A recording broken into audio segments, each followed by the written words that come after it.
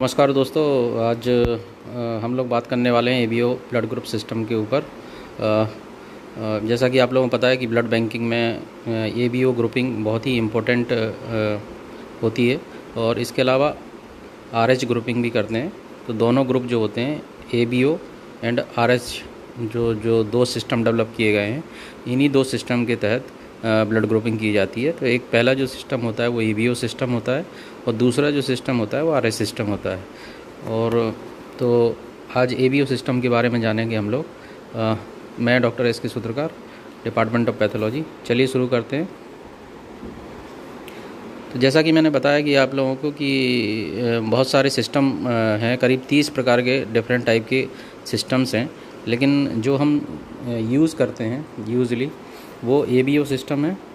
और जैसा कि आप इस चार्ट में देख सकते हैं कि एबीओ सिस्टम, और इसमें एबीओ सिस्टम में दो एंटीजन होती हैं यूजली, एक तो ए एंटीजन और बी एंटीजन, जिसके आधार पे हम एंटीजन को डिटेक्ट करते हैं और उसकी ग्रुपिंग करते हैं। और इसके जो जीन्स होते हैं, ए जीन और बी जीन, ये दोनों जीन जो हैं वो क्रोमोसोम नंबर 9 पे प्रेजेंट रहते हैं। और ये दोनों जीन्स ही दो इम्पोर्टेंट टाइप के एंजाइम्स बनाते हैं। इसके बारे में हम आगे जानेंगे, ग्रुप्स में जब देखेंगे। दूसरा जो सिस्टम है वो आरएच सिस्टम है। आरएच सिस्टम में भी दो इम्पोर्टेंट जीन होते हैं, एक तो आरएचडी जीन होता है, दूसरा आरएचसीई जीन होता है। और ये जो जीन्स हैं वो क्रोमोसोम नंबर 1 पे प्रेजेंट रहते हैं। और इसमें भी डिफरेंट टाइप की एंटीजन्स होती हैं, तो लेकिन जो कॉमनेस्ट एंटीजन होती हैं वो 6 एंटीजन होती हैं। तो इसके बारे में भी हम जब आरएच सिस्टम के बारे में जानेंगे तब पढ़ेंगे या देखेंगे। इसके अलावा बहुत सारे सिस्टम्स हैं, जैसे MNS system, P system, Lutheran system, Cal system, Louis system, Duffy system, kit system. तो ये डिफरेंट टाइप के सिस्टम्स हैं, लेकिन इनको प्रैक्टिस में यूजली यूज़ नहीं किया जाता है। तो यहाँ पे जो हम ब्लड बैंकिंग सर्विसेज हैं और ग्रुपिंग करने के लिए दो ही सिस्टम का यूज़ करते हैं, एक तो एबीओ सिस्टम, दूसरा आरएच सिस्टम। अगर हम इसकी हिस्ट्री की बात करें एबीओ सिस्टम की, तो इसको सबसे पहले 1901 में बेसिकली लैंड स्टीनर के द्वारा इसको डेवलप किया गया था या डिस्कवर किया गया था। और इंसिडेंटली ये लोग इसको डिस्कवर कर पाए थे। इन्होंने आपस में ही जो आरबीसीज हैं उनको एक दूसरे के उसमें मिक्स करके और इन एंटीजन्स के बारे में पता लगाया था लैंड स्टीनर ने। तो ये इसका जो एबीओ सिस्टम का जो डिस्कवरी का क्रेडिट है वो लैंड स्टीनर को जाता है। फिर इसके बाद इन्होंने दूसरे साइंटिस्ट के साथ मिलकर आरएच सिस्टम को डेवलप किया, जो करीब 1940 के आसपास जिसकी डिस्कवरी हुई थी, 40 साल बाद।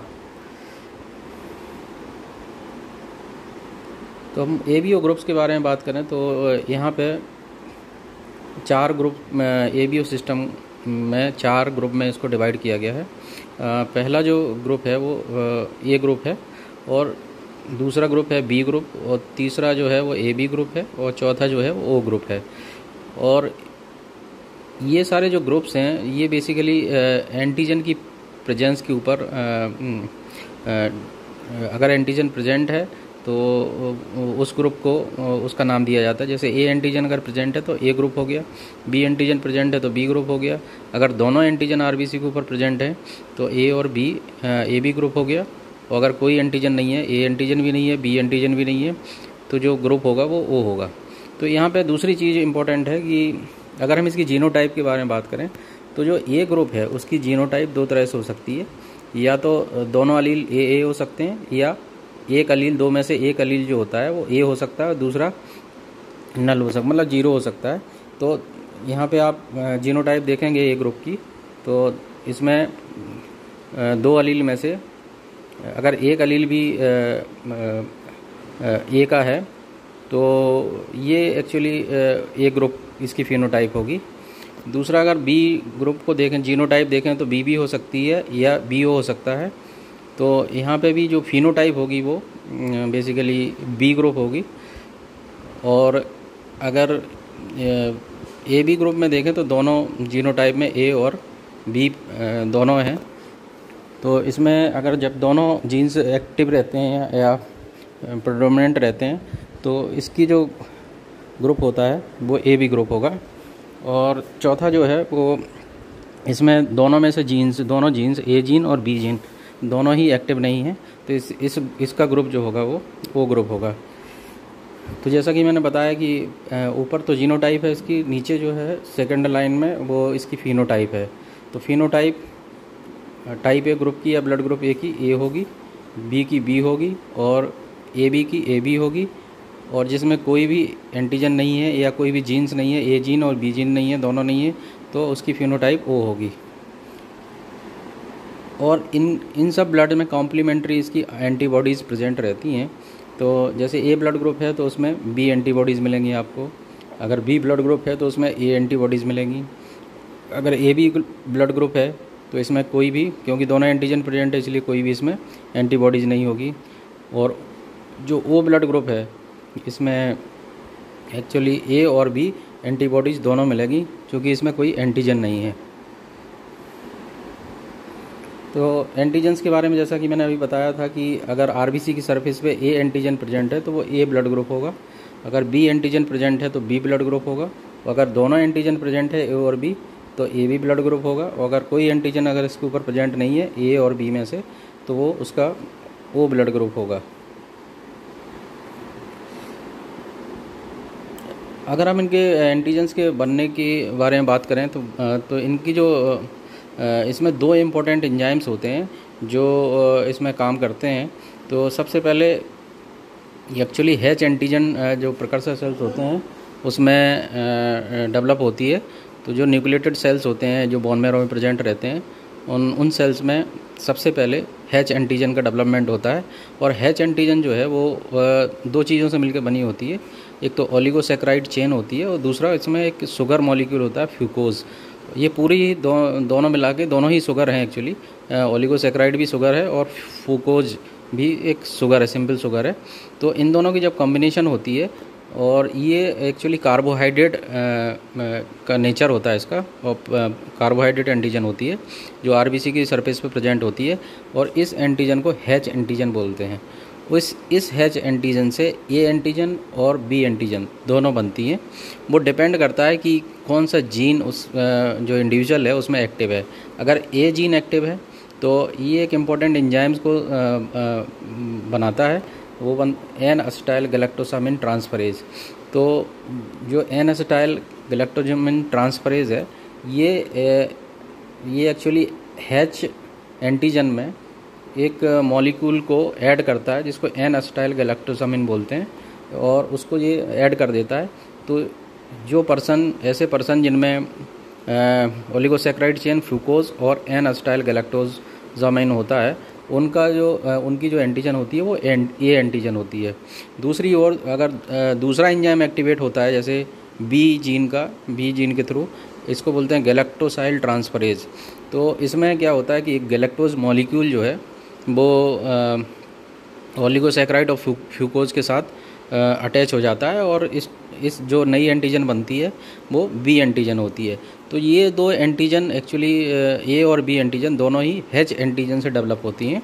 क्योंकि हम ग्रुपिंग में हैच एंटीजन का यूज़ नहीं करते हैं, डिटेक्शन नहीं करते हैं, इसलिए इस एंटीजन को हम आइडेंटिफाई नहीं करते हैं। तो जो ओ ब्लड ग्रुप भी होता है हमारा, तो उस ओ ब्लड ग्रुप में भी आपको हैच एंटीजन उसकी सरफेस पे प्रेजेंट रहती है, और ए और बी एंटीजन एब्सेंट रहती है। अगर ए ग्रुप के बारे में बात करें तो जैसा कि मैंने बताया कि जो प्रिकर्सर आरबीसी होते हैं, आप देख सकते हैं जो प्रिकर्सर आरबीसी हैं उनके ऊपर एक ओलिगोसैकेराइड चेन है और दूसरा एक फ्यूकोज मॉलिक्यूल अटैच है, और इन दोनों को अपन बोलते हैं हैच एंटीजन या हैच सब्सटेंस। और इन्हीं से जब ए एंटीजन का डेवलपमेंट होता है तो यहाँ पे एक एंजाइम होता है एन असिटाइल गैलेक्टोसामाइन ट्रांसफरेज। तो वो एक्चुअली वो एंजाइम जो है इस ओलिगोसैकेराइड और फ्यूकोज मॉलिक्यूल में एक एन असिटाइल गैलेक्टोसामिन जो मॉलिक्यूल होता है उसको ऐड कर देता है। तो जब ये ओलिगोसैकेराइड चेन और फ्यूकोज में एन असिटाइल गैलेक्टोसामिन ऐड होता है तो इस जो एंटीजन बनती है, नई एंटीजन जो बनती है वो ए एंटीजन होती है। और जब हमको इसको एंटीसीरा से रिएक्ट करवाते हैं तो अगर ए एंटीजन प्रेजेंट है और ए एंटीसीरा के साथ रिएक्ट करती है तो हम ये पता कर सकते हैं कि इस पर ए एंटीजन आरबीसी के ऊपर प्रेजेंट है और ब्लड ग्रुप ए होगा। दूसरे ब्लड ग्रुप में आप देख सकते हैं बी ब्लड ग्रुप में कि H एंटीजन तो वही है जिसमें ओलिगोसैकेराइड चेन और फ्रूकोज है, और इस ओलिगोसैकेराइड और फ्रूकोज में जैसा कि मैंने बताया था गैलेक्टोसाइल ट्रांसफरेज जो एंजाइम होता है वो एक्चुअली एक गैलेक्टोज मॉलिक्यूल को इसके ऊपर अटैच करता है। तो ओलिगोसैकेराइड चेन, फ्रूकोज और गैलेक्टोज ये तीनों मिलके एक बी एंटीजन बनाते हैं। तो ये डिफरेंट टाइप की एंटीजन है ए एंटीजन से। ए एंटीजन में एक्चुअली वहाँ पे एन एसिटाइल गैलेक्टोसामिन अटैच होता है, जबकि यहाँ पे गैलेक्टोज अटैच होता है। तो ये गैलेक्टोज बी एंटीजन में पाया जाता है। तो इस तरह से बी एंटीजन बनती है, और इसके जब डिटेक्शन करते हैं अपन एंटी सीरा के साथ में तो इस ग्रुप को बी ब्लड ग्रुप कहते हैं। तीसरा ये है कि अगर ए बी ग्रुप के ब्लड ग्रुप के बारे में बात करें तो आप देख सकते हैं कि इसमें दोनों ही एंटीजन्स हैं, ए एंटीजन भी है और बी एंटीजन भी है। तो ए एंटीजन में ओलिगोसैकेराइड चेन, फ्रूकोज और एन एसिटाइल गैलेक्टोसामिन, तो ये एंटीजन हो गई, और दूसरी ओर ओलिगोसैकेराइड चेन, फ्रूकोज और गैलेक्टोज, तो ये बी एंटीजन हो गई। जब दोनों एंटीजन प्रेजेंट रहती हैं तो जो ब्लड ग्रुप होगा वो ए बी होगा। तो ओ ब्लड ग्रुप के बारे में बात करें तो यहाँ पे देख सकते हैं आप कि प्रकर्सर जो आरबीसीज हैं उनके ऊपर ओलिगोसैकेराइड चेन और फ्रूकोज है, इसको H एंटीजन बोलते हैं। और ये है जो H एंटीजन है जो मैच्योर आरबीसी है उनमें भी ये प्रेजेंट रहती है, लेकिन चूँकि ओ ग्रुप में जो ए एंटीजन है और बी एंटीजन ये दोनों ही एब्सेंट होती हैं, तो इसलिए इसको ओ ग्रुप बोलते हैं, क्योंकि ए और बी दोनों ही इसमें जो मॉलिक्यूल्स हैं ए एंटीजन और बी एंटीजन के दोनों ही मॉलिक्यूल्स इसमें एब्सेंट रहते हैं, और केवल H एंटीजन इसके ऊपर प्रेजेंट रहती है। क्योंकि हम H एंटीजन की ग्रुपिंग नहीं करते हैं इसलिए इसका डिटेक्शन नहीं हो पाता है, तो इस ग्रुप को ओ ग्रुप बोलते हैं।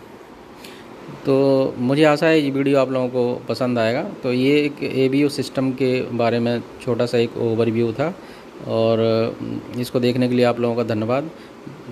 Thank you very much.